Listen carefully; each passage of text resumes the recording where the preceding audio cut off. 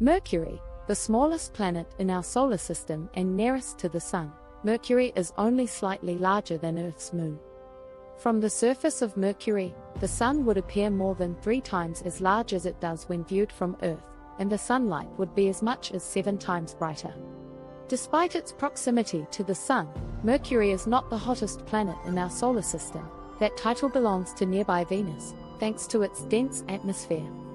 Because of Mercury's elliptical, egg-shaped orbit and sluggish rotation, the Sun appears to rise briefly, set, and rise again from some parts of the planet's surface. The same thing happens in reverse at sunset. It is a terrestrial planet with a heavily cratered surface due to the planet having no geological activity and an extremely tenuous atmosphere, called an exosphere. Despite being the smallest planet in the solar system with a mean diameter of 4,880 kilometers, 3,030 miles, 38% of that of Earth's, Mercury is dense enough to have roughly the same surface gravity as Mars. Mercury has a dynamic magnetic field with a strength about 1% of that of Earth's and has no natural satellites.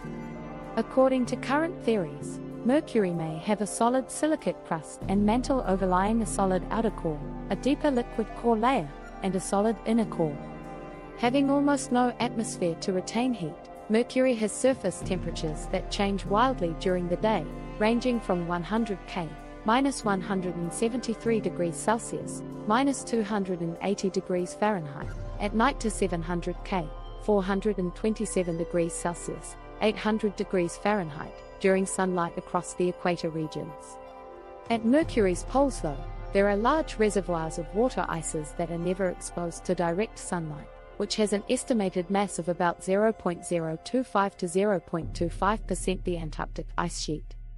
There are many competing hypotheses about Mercury's origins and development, some of which incorporate collision with planetesimal and rock vaporization. Mercury's axis has the smallest tilt of any of the solar system's planets, about 1/30th of a degree. Like Venus, Mercury orbits the Sun within Earth's orbit, making it appear in Earth's sky only as a morning star or evening star that's relatively close to the Sun. In English, it is named after the Roman god Mercurius, Mercury, god of commerce, communication and the messenger of gods. Mercury is the most difficult planet to reach from Earth because it requires the greatest change in spacecraft's velocity. Only 2 spacecraft have visited Mercury as of 2023. Mariner 10 flew by in 1974 and 1975, and Messenger launched in 2004 and orbited Mercury over 4,000 times in 4 years. The Bepi-Colombo spacecraft is planned to arrive at Mercury in 2025. Mercury is also smaller but more massive than the largest natural satellites in the solar system, Ganymede, largest moon of Jupiter, and Titan, largest moon of Saturn. Mercury's core has a higher iron content than that of any other major planet in the solar system, and several theories have been proposed to explain this. The most widely accepted theory is that Mercury originally had a metal-silicate ratio similar to common chondrite meteorites, thought to be typical of the solar system's rocky matter, and a mass approximately 2.25 times its current mass. Early in the solar system's history, Mercury may have been struck by a planetesimal of approximately 1/6 Mercury's mass and several thousand kilometers across. The impact would have stripped away much of the original crust and mantle, leaving the core behind as a relatively major component. A similar process, known as the giant impact hypothesis, has been proposed to explain the formation of the Moon. Mercury may have formed from the solar nebula before the Sun's energy output had stabilized. It would initially have had twice its present mass, but as the proto-Sun contracted, temperatures near Mercury could have been between 2,500 and 3,500 K and possibly even as high as 10,000 K. Much of Mercury's surface rock could have been vaporized at such temperatures, forming an atmosphere of rock vapor that could have been carried away by the solar wind. A third hypothesis proposes that the solar nebula caused drag on the particles from which Mercury was accreting, which meant that lighter particles were lost from the accreting material and not gathered by Mercury. Each hypothesis predicts a different surface composition, and 2 space missions have been tasked with making observations of this composition. The first MESSENGER, which ended in 2015, found higher than expected potassium and sulfur levels on the surface, suggesting that the giant impact hypothesis and vaporization of the crust and mantle did not occur because potassium and sulfur would have been driven off by the extreme heat of these events. Bepi Colombo, which will arrive at Mercury in 2025, will make observations to test these hypotheses. The findings so far would seem to favor the third hypothesis, however, further analysis of the data is needed. Mercury's surface is similar in appearance to that of the Moon, showing extensive maria formed by ancient asteroid impacts, like plains and heavy cratering, indicating that it has been geologically inactive for billions of years. It is more heterogeneous than the surface of Mars or the Moon, both of which contain significant stretches of similar geology, such as maria and plateaus. Albedo features are areas of markedly different reflectivity, which include impact craters, the resulting ejecta, and ray systems. Larger albedo features correspond to higher reflectivity planes. Mercury has dorsa, also called wrinkle ridges, moon-like highlands, montes, mountains, planicie, plains, ropes, escarpments, and valleys. Mercury was heavily bombarded by comets and asteroids during and shortly following its formation 4.6 billion years ago, as well as during a possibly separate subsequent episode called the Late Heavy Bombardment that ended 3.8 billion years ago.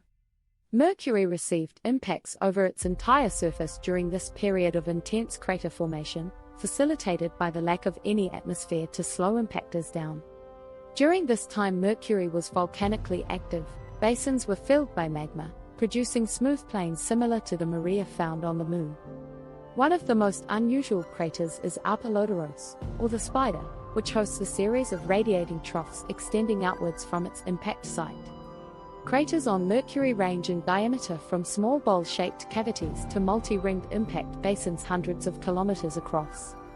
They appear in all states of degradation, from relatively fresh rayed craters to highly degraded crater remnants. Mercurian craters differ subtly from lunar craters in that the area blanketed by their ejecta is much smaller, a consequence of Mercury's stronger surface gravity. Mercury has the most eccentric orbit of all the planets in the solar system. Its eccentricity is 0.21, with its distance from the Sun ranging from 46 million to 70 million kilometers, 29 million to 43 million miles. It takes 87.969 Earth days to complete an orbit. The diagram illustrates the effects of the eccentricity, showing Mercury's orbit overlaid with a circular orbit having the same semi-major axis. Mercury's higher velocity when it is near perihelion is clear from the greater distance it covers in each 5-day interval. In the diagram, the varying distance of Mercury to the Sun is represented by the size of the planet, which is inversely proportional to Mercury's distance from the Sun. This varying distance to the Sun leads to Mercury's surface being flexed by tidal bulges raised by the Sun that are about 17 times stronger than the Moon's on Earth. Combined with the 3-to-2 spin orbit resonance of the planet's rotation around its axis, it also results in complex variations of the surface temperature. The resonance makes a single solar day, the length between two meridian transits of the Sun, on Mercury last exactly 2 Mercury years, or about 176 Earth days. A year on Mercury lasts for 87.97 Earth days, and a day on Mercury lasts 59 Earth days. Mercury's magnetic field is offset relative to the planet's equator. Though Mercury's magnetic field at the surface has just 1% the strength of Earth's, it interacts with the magnetic field of the solar wind to sometimes create intense magnetic tornadoes that funnel the fast, hot solar wind plasma down to the surface of the planet. When the ions strike the surface, they knock off neutrally charged atoms and send them on a loop high into the sky. In the next video we will see about the second planet in our solar system, the Venus. Stay tuned and thanks for watching my video. See you in next space adventure. If you like the video, press the like button and subscribe our channel.